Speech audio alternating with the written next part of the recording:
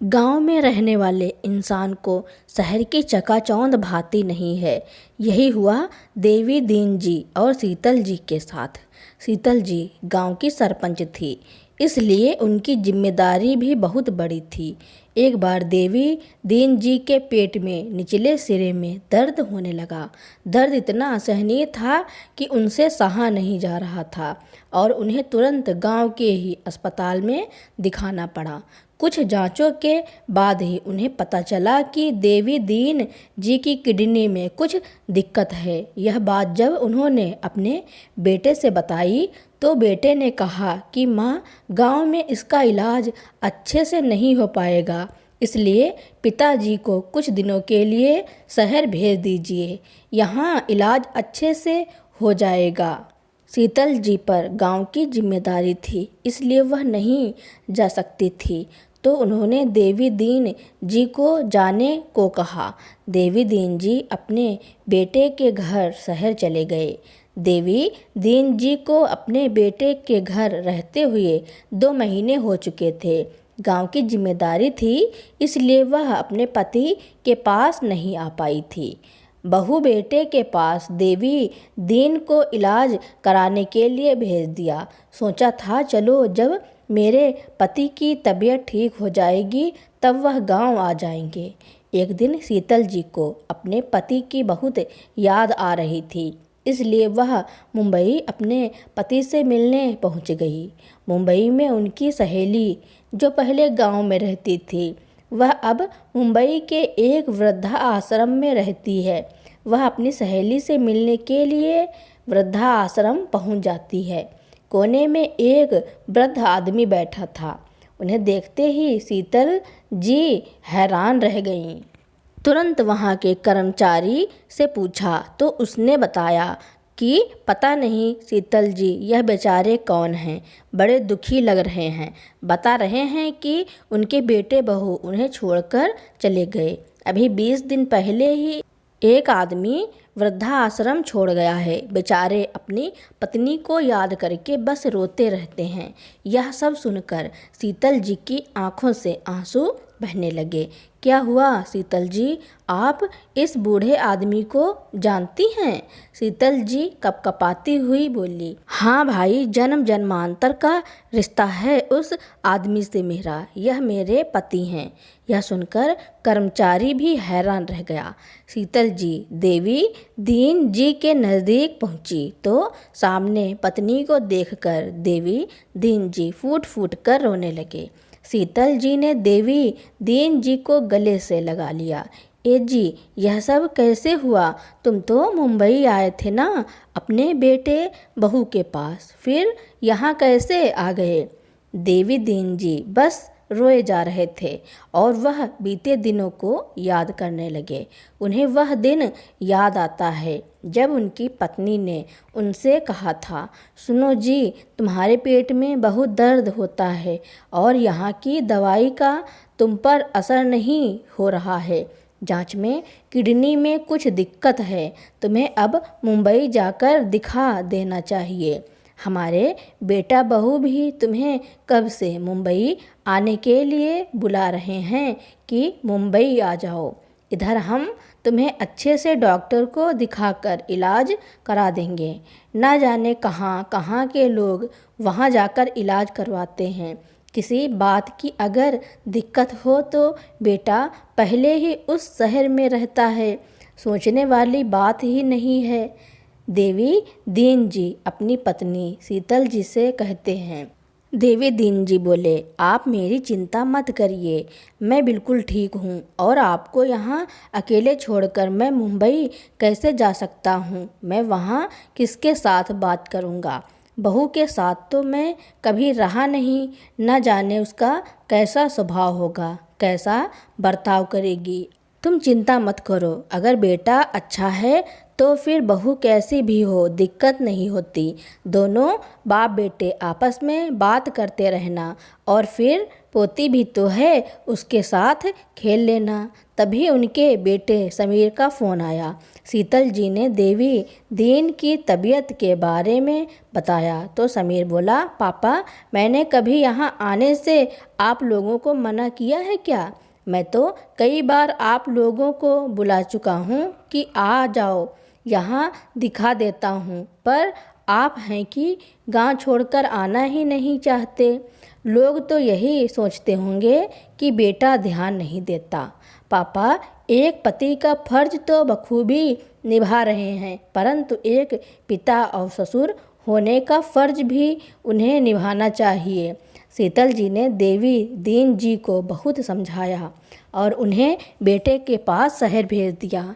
पिता को दिखाकर दवाई दिलवाकर समीर बोला, पापा आपको यहाँ अपना ख्याल खुद रखना पड़ेगा, क्योंकि ना तो मेरे पास समय है और ना ही हिमानी के पास। हम दोनों जॉब पर जाते हैं। अब आप आ गए हैं तो यह किराए का मकान भी घर जैसा लग रहा है, वरना मुंबई जैसे शहर में अपना मकान लेना भी मेरा एक सपना है, जो लगता है सपना ही रह जाएगा। तब तक देवी दीन जी बोले, अरे बेटा, भगवान करे तुम्हारे सारे सपने पूरे हों और तुम मेरी चिंता मत करो, मैं रह लूँगा। देवी दीन जी बेटे बहू के पास रह तो रहे थे, पर उन्हें शीतल जी की चिंता सताती रहती थी। घर में हिमानी कुछ काम ना करती और मीठी मीठी बातों से देवी दीन जी को बहला फुसला कर घर के सारे काम करवा लेती थी। उन्हें भी लगता था कि बहू बहुत अच्छी है। एक रोज़ हिमानी बोली, पापा जी आपके बेटे का बर्थडे है, उसकी पार्टी देना चाहते हैं। हमने आज तक कभी अपने किसी दोस्त को यहाँ नहीं बुलाया। क्या करें, किराए का मकान है, इतना छोटा है कि अभी कुछ कर ही नहीं पाए। अब आप आ गए हैं तो सोच रहे हैं कि छोटी सी पार्टी रख ली जाए, सबको बुलाएं और आपसे मिलवाएं। आपको कोई दिक्कत तो नहीं होगी? देवी दीन जी हंसकर बोले, अरे नहीं बहू, मैं तो पूरे दिन घर में अकेला ही रहता हूँ। घर में कोई आएगा तो चहल पहल होगी। हिमानी बोली, पर पापा जी यह तो सोचिए, 25 से 30 लोगों का खाना बनाना कितना मुश्किल है, और अगर होटल से मंगवाते हैं तो बहुत पैसा खर्च हो जाएगा। आप बना देना। मैंने सुना है आप पहले शादी पार्टियों में खाना बनाने जाते थे। देवी दीन जी बोले, हाँ बहू, जाता था। जब से शरीर साथ छोड़ता जा रहा है मैंने काम बंद कर दिया, लेकिन ठीक है बहू, मैं खाना बना दूंगा, तुम मदद कर देना। हिमानी मुस्कुराने लगी और देवी दीन जी रसोई में जाकर खाने की सामग्री देखने लगे कि क्या है क्या नहीं। समीर धीरे से बोला, हिमानी ऐसा ना हो कि इतना सारा काम करने से पापा की तबीयत ज़्यादा खराब हो जाए और तुम्हारे कुछ पैसे बचाने के चक्कर में अस्पताल और दवाइयों में पैसा खर्च हो जाए। हिमानी बोली, अरे कुछ नहीं होगा, वैसे भी कौन सा उन्हें हम दोबारा डॉक्टर के पास ले जाएंगे।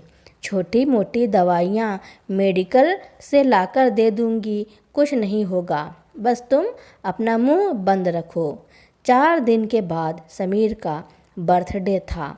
करीब 30 लोग आने वाले थे। देवी दीन जी सुबह से ही रसोई में लग गए और उधर हिमानी आराम से चैन की नींद सो रही थी। रसोई से कुछ बर्तन गिरने की आवाज़ आई तो समीर आकर बोला, पापा थोड़ा आवाज़ कम करो, हिमानी सो रही है। हफ्ते में एक दिन तो बेचारी को छुट्टी मिलती है, उस दिन भी खटपट कर रहे हो। अगर काम नहीं होता तो हाँ क्यों किया? देवी दीन जी बोले, बेटा माफ़ करो, अब आराम से काम करूँगा, अब कोई आवाज़ नहीं आएगी। देवी दीन जी सोचने लगे कि मैंने तो बहू की मदद के लिए हाँ की थी, पर बहू तो सुबह से रसोई में झांकने तक नहीं आई। मुझे क्या मालूम था कि वह सारा काम मुझ पर ही छोड़ देगी। सही कहती हैं समीर की अम्मा कि मैं हाँ बोलने से पहले सोचता भी नहीं। मुझे ना कहना नहीं आता। शाम होते होते देवी दीन जी ने सारा खाना टेबल पर लगा दिया। सब काम करके अपने कमरे में आराम करने चले गए। पूरे दिन काम करके थक भी गए थे। धीरे धीरे सभी मेहमान आने लगे। सब खाना खाने लगे। अचानक से टेबल पर पानी खत्म हो गया। हिमानी देवी दीन जी के कमरे में जाकर बोली, पापा जी क्या आपके घर में यही रिवाज है? मेहमान आए तो खाना सामने रख दो और जाकर सो जाओ। वहाँ सबको पानी की ज़रूरत है और आप यहाँ लेटे हुए हैं। पानी का जग लाकर रख दीजिए। देवी दीन जी कुछ कहते उससे पहले ही हिमानी चली गई। देवी दीन जी चुपचाप पानी का जग लाकर टेबल पर रख देते हैं। तभी समीर का एक दोस्त बोला, अबे बुढ़े, ज़मीन पर पानी गिर गया है, उसे साफ कर देना। देवी दीन जी ने बेटे बहू की तरफ देखा तो हिमानी बोली, मुँह क्या देख रहे हो, साफ कर दो। इस पार्टी में देवी दीन जी की बड़ी बेइज्जती हुई। उनसे दिन भर काम करवाया गया। सब मेहमान चले गए, लेकिन जब खाना खाने की बारी आई तो उनकी भूख मिट चुकी थी। मेहमानों के जाने के बाद सारा काम फैला हुआ था। रसोई गंदी थी, बर्तनों का ढेर लगा था, पूरा हाल अस्त व्यस्त था। घर में इतना सारा काम देखकर हिमानी को चक्कर आ जाता है। फिर सोचती है ये बुढ़ा कब काम आएगा, सारा काम इसी से करवाऊंगी। हिमानी देवी दीन जी के पास आई और चिकनी चुपड़ी बातें बनाते हुए बोली, पापा जी अपने बेटे के दोस्तों की बातों का बुरा मत मानिएगा, वह तो ऐसे ही मजाक कर रहे थे। चलिए आप खाना खा लीजिए, फिर सब समेटना, मैं भी आपकी मदद कर दूंगी। देवी दीन जी बोले, बहू मेरी तबीयत ठीक नहीं है, कल सुबह मिलकर सब कर दूंगा।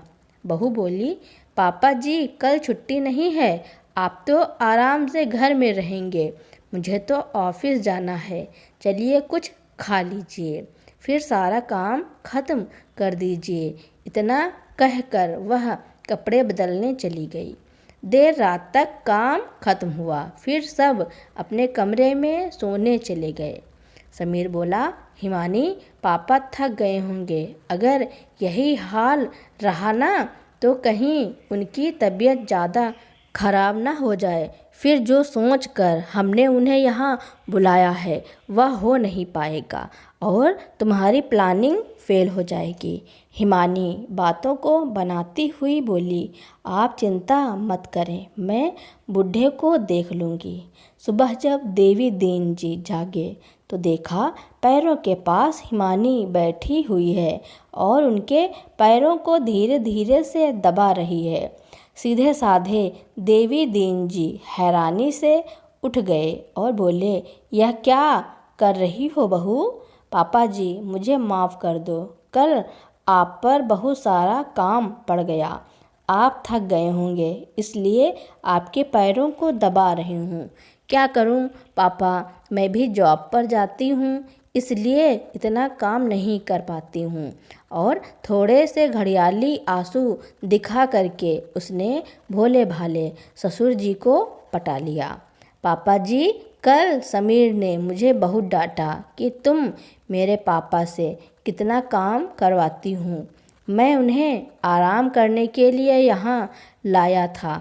पापा जी मैं आज काम पर नहीं जाऊँगी, ज़्यादा से ज़्यादा क्या होगा, थोड़े से पैसे कटेंगे, तुमने मेरे बारे में इतना सोचा यही मेरे लिए बहुत है। बच्चों के लिए काम करने में कोई तकलीफ़ नहीं होती, बस बच्चे प्यार से बात करें और थोड़ी इज्जत दें, और क्या चाहिए। उस दिन तो देवी दीन जी बहू से इतना खुश हुए कि कल के दर्द को भी भूल गए। एक दिन समीर मुंह लटकाकर अपने पापा से कहता है, पापा कब तक हम किराए के घर में रहेंगे? अब तो हमें अपना घर ले ही लेना चाहिए। किराए के घर में बहुत पैसा खर्च होता है। इसकी जगह अगर हम अपना घर ले लेंगे, थोड़ा थोड़ा करके ईएमआई देते रहेंगे तो कम से कम खुद का घर तो हो जाएगा। लेकिन मेरे पास इतने पैसे नहीं हैं कि मैं हिमानी के पसंद का घर ले सकूं। उसे 1000 स्क्वायर फीट का एक अच्छी सी सोसाइटी में घर पसंद है। हम दोनों लोन ले लेंगे, तब भी नहीं ले पाएंगे। पापा आप एक काम करो, माँ से कहकर सरपंची से जो रुपए आते हैं वह आप मुझे दिला दो। उन पैसों से मैं घर खरीद लूँगा। देवी दीन जी बोले, बेटा हम दोनों ने मिलकर गांव में इतना बड़ा घर बनवाया है। तुम हमारे इकलौते बेटे हो, बाद में आकर उधर ही रहना, क्या कमी है उधर? समीर कहता है, पापा मुंबई इतना बड़ा शहर है, अगर इधर अपना घर हो जाएगा तो आप लोग भी बाद में हमारे साथ आकर ही रहना, क्योंकि इधर सारी सुख सुविधाएं हैं। बार बार आपको मुंबई के लिए भागना नहीं पड़ेगा। पर लगता है मेरा सपना सपना ही रह जाएगा। देवी दीन जी बेटे के मुंह में आ गए और गांव की ज़मीन का एक टुकड़ा बेचने का सोचते हैं। देवी दीन जी की पत्नी ने समझाया कि उसकी पढ़ाई के लिए पहले ही बहुत लोन ले चुके हो और हमारे बुढ़ापे की सहारा है यह ज़मीन जायदाद। ज़मीन बेचकर बेटे को पैसे नहीं दे सकते। अपनी पत्नी की बात सुनकर देवी दीन जी कुछ नहीं कहते, क्योंकि उन्हें लगता है कि सच में उनकी पत्नी सही तो कह रही है। पहले ही बेटे की पढ़ाई में इतना सारा पैसा खर्च हो गया, ले देकर बुढ़ापे के लिए ज़मीन जायदाद ही तो बचा है। अगर वह भी बेटा ले लेगा तो कैसे काम चलेगा? जब बेटे बहू को इस बारे में पता चलता है कि माँ ने ज़मीन बेचने से मना कर दिया है तो दोनों देवी दीन जी से लड़ने झगड़ने लगते हैं। उसी दिन से दोनों का व्यवहार देवी दीन जी के प्रति बदल जाता है। ना तो बहू बेटा उनसे ढंग से बात करते हैं और ना ही उन्हें खाने पीने के लिए देते हैं। और एक दिन तो ऐसा हुआ कि देवी दीन जी पास में ही घूमने के लिए गए हुए थे। बहू बेटा बिना बताए ही पूरे घर को खाली कर गया।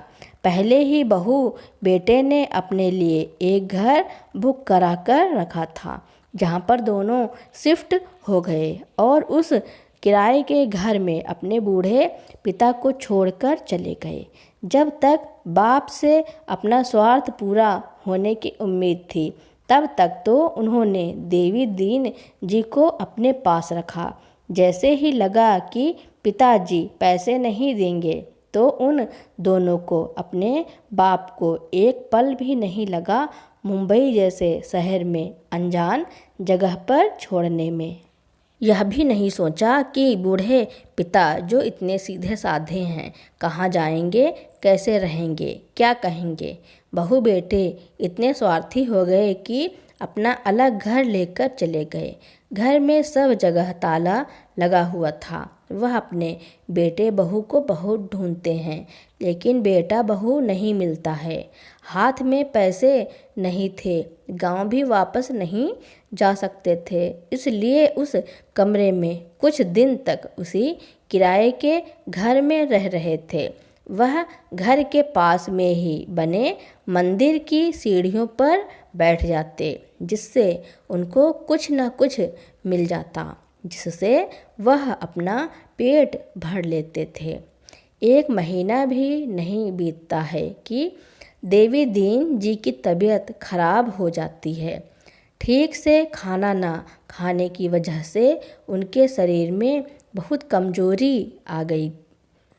पेट में भी बहुत दर्द रहता है, क्योंकि बेटा तो दवाइयाँ भी देकर नहीं गया।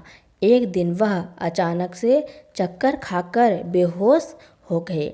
आसपास के लोग दया दिखाते हुए उन्हें पास के ही वृद्धाश्रम में भेज देते हैं। कुछ दिन उधर रहने के बाद उनकी तबीयत ठीक होने लगती है। आज शीतल जी वृद्धाश्रम में आई थी और उनके पति उन्हें अचानक वहाँ पर मिल गए। यह सारी बातें देवी दीन जी ने अपनी पत्नी को बताई।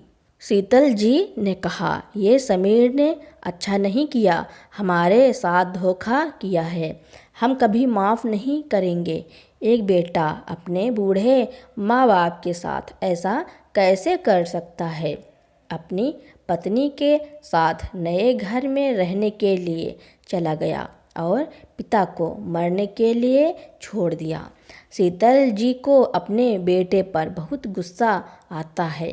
कई बार बेटे बहू को फ़ोन मिलाने की कोशिश भी की, लेकिन बेटे बहू ने अपना नंबर बंद कर लिया। घर का भी कोई पता नहीं था। अब वह दुखी मन से दोनों पति पत्नी अपने गांव आ जाते हैं। शीतल जी अपने पति का बहुत अच्छी तरह से ख्याल रखने लगती हैं। कुछ ही दिनों में देवी दीन जी की तबीयत ठीक हो जाती है। दोनों हंसी खुशी से अपने बुढ़ापे की ज़िंदगी फिर से गुजारने लगते हैं, क्योंकि अभी भी देवी दीन जी के पास लाखों की जायदाद थी। खेती से साल में बहुत पैसा आता था, लेकिन इधर 2 महीने भी नहीं गुजरते हैं कि झूठ और फरेब की वजह से समीर पर मुसीबत आ गई। उसने जिस घर को लिया था, उस घर को बिल्डर ने अवैध ज़मीन पर बनाया था, जिसको सरकार ने गिराने का फरमान सुना दिया। जॉब पर ठीक से काम न कर पाने की वजह से समीर की नौकरी भी चली गई। हिमानी का भी एक्सीडेंट हो गया, इसलिए उसने अपनी नौकरी छोड़ दी थी। अब तो उनके ऊपर जैसे मुसीबतों का पहाड़ टूट पड़ा हो। घर में खर्च के लिए पैसे नहीं, ऊपर से बैंक का इतना सारा लोन ले रखा था। उनको तो ऐसे लग रहा था जैसे मुसीबत एक साथ बदला लेने आई हों। घर में खाने की चीज़ों के भी लाले पड़ने लगे। अब उन्हें कोई चारा नहीं दिखाई देता है, तो हड़बड़ा कर बेटा बहू गांव में अपने माँ बाप को फ़ोन लगाते हैं। उधर से शीतल जी फ़ोन पर बेटे का फ़ोन देखकर उनके तन बदन में जैसे आग लग गई। जैसे ही फ़ोन उठाती हैं, लेकिन जब वह बेटे की बातें सुनती हैं, तब तो उन्हें ऐसा लगता है कि अगर बेटा सामने होता तो 2-4 तमाचे लगा देती। शीतल जी अपने बेटे से जानबूझकर देवी दीन जी के बारे में पूछती हैं, तो बेटा कहता है कि पिताजी तो 2 महीने पहले ही गांव आ गए होंगे, क्योंकि वह गांव आने की जिद कर बैठे थे। मैं भी आपसे बिना पूछे ही उनका टिकट करा दिया और ट्रेन में बिठा दिया था। मुझे लगा पापा गांव आ गए होंगे। अपने बेटे की झूठी बातें सुनकर शीतल जी को बहुत गुस्सा आ रहा था। तभी बेटा गिड़गिड़ाते हुए कहता है, माँ, पिता जी की बात छोड़ो, मैं बहुत बड़ी मुसीबत में फंस गया हूँ। हम दोनों की नौकरी भी चली गई। जिस घर को लिया था, बिल्डर ने धोखा दिया है। ना तो रहने के लिए घर है और ना ही खाने के लिए पैसे। आप हमारी मदद कीजिए। वैसे भी आपकी खेती से तो लाखों का पैसा आता है। वैसे भी अब तुम्हें बुढ़ापे पर खर्च ही क्या है, वह पैसे मुझे दे दो। तुम्हारी बहू के भी हाथ में फ्रैक्चर है, आगे बहुत सारे खर्च आने वाले हैं। शीतल जी को अपने बेटे को सबक सिखाना था, इसलिए वह फ़ोन पर अपने बेटे से कह देती है, ठीक है बेटा, अगर तुम्हें पैसे चाहिए तो तुम्हें मेरे पास गांव आना पड़ेगा, तभी तुम्हें पैसे दूंगी।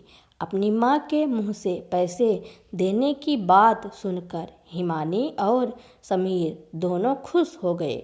दूसरे दिन ही वह दोनों गांव में पहुंच जाते हैं। घर पर देखा तो माँ ने पुलिस को बुला रखा था। समीर को देखते ही शीतल जी कहती हैं, हथकड़ी पहना दो इस नालायक बेटे को, जिसने अपने बूढ़े पिता को मरने के लिए छोड़ दिया।